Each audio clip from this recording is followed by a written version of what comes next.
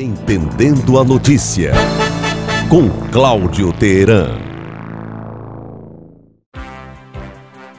Amigos e amigas do Sertão Central Cearense, Elistênio, ouvintes e seguidores do Sistema Maior de Comunicação. Sim, você está certo em achar que o Brasil não é para amadores. A discussão sobre o voto do ministro Fux mobilizou muita gente, inclusive que não entende nada do assunto. Mas é preciso ponderar sobre um ponto apenas de um voto que durou 13 horas, ou seja, durou o triplo, o quádruplo do tempo do voto do relator. Fux votou para condenar o Mauro Cid pelos crimes de tentativa de golpe de Estado e abolição do Estado Democrático de Direito. O voto dele é a favor de que o Mauro Cid seja responsabilizado. O Mauro Cid era funcionário. O Mauro Cid cumpria ordens.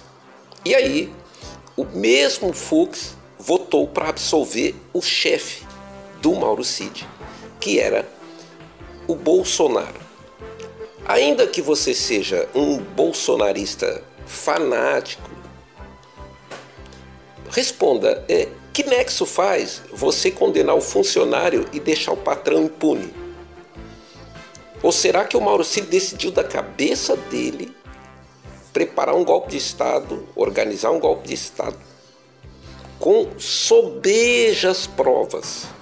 Ao contrário do que o Fux diz, sobejas provas, ou seja, um caminhão de provas.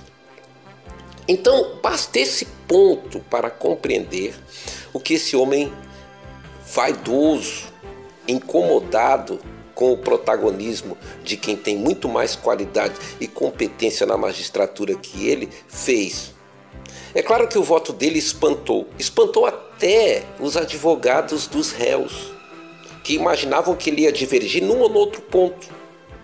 O próprio advogado do ex-presidente disse a ele que ele será condenado porque as provas são muito claras contra ele. Óbvio que ontem o Dr. Celso Vilar deve ter comemorado, embora ele saiba que o voto do Fux é uma completa maluquice, é uma coisa que não para em pé e que não faz sentido. Para quem não gosta muito de ler, mas escuta, tem outro ponto do voto dele que é muito significativo. O mesmo Fux que acha que o Mauro Cid merece condenação e cadeia por tentativa de golpe de Estado, também condenou 400 pessoas que estão presas na Papuda pela invasão das sedes dos três poderes.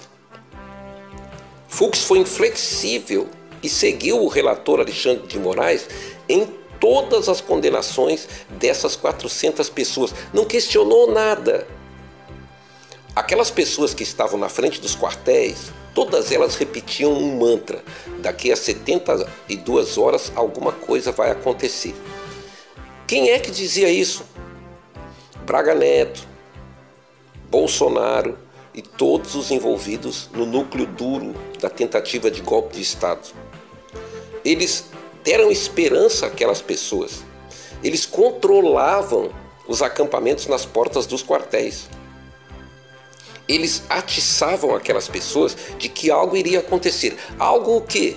Um golpe de Estado que manteria o ex-presidente no poder. Aquelas pessoas decidiram isso da cabeça delas do nada.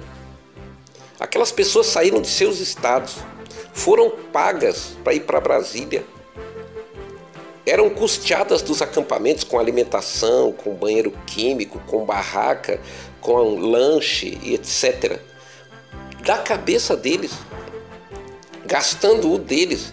Isso já está mais do que comprovado que elas foram levadas para lá para fazer, para encorpar o que viria ou o que tentaram fazer.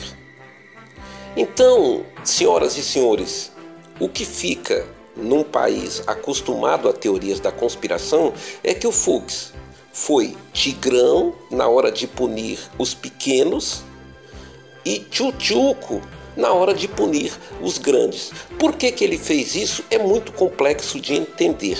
Será que é porque ele tem medo?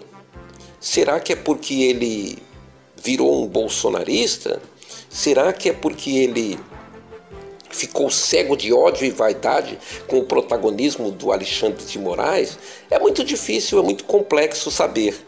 Mas não é surpreendente porque a Corte Suprema ela já teve lá um ministro chamado Marco Aurélio Mello, que chegou a soltar traficante do crime organizado, que até hoje está foragido, porque ele sempre era o voto vencido, o voto do contra.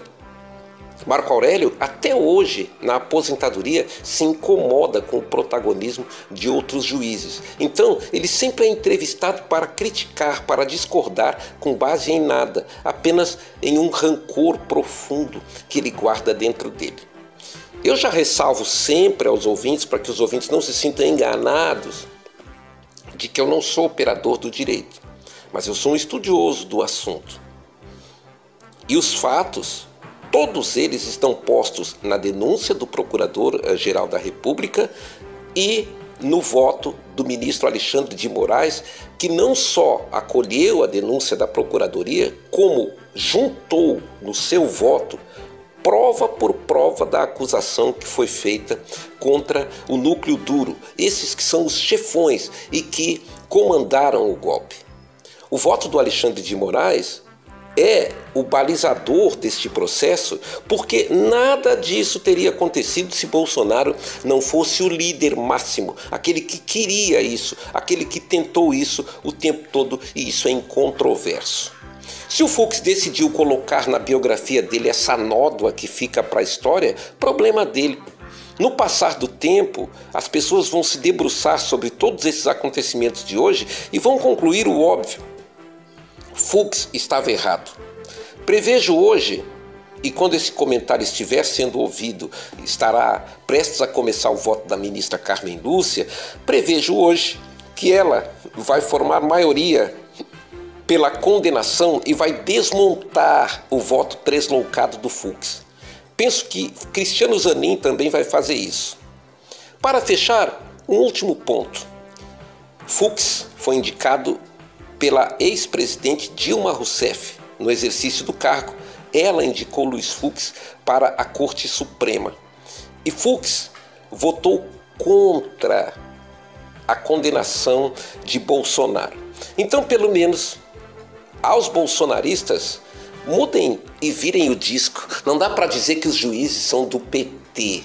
Agora, dá para dizer que Nunes Marques e André Mendonça são do Bolsonaro, porque eles sim se comportam cegamente como bolsonaristas na corte. Parece que estão lá não para votar com os autos dos processos, mas para beneficiar este ou aquele. Agora, eles não estão mais sozinhos. Luiz Fux se juntou a eles.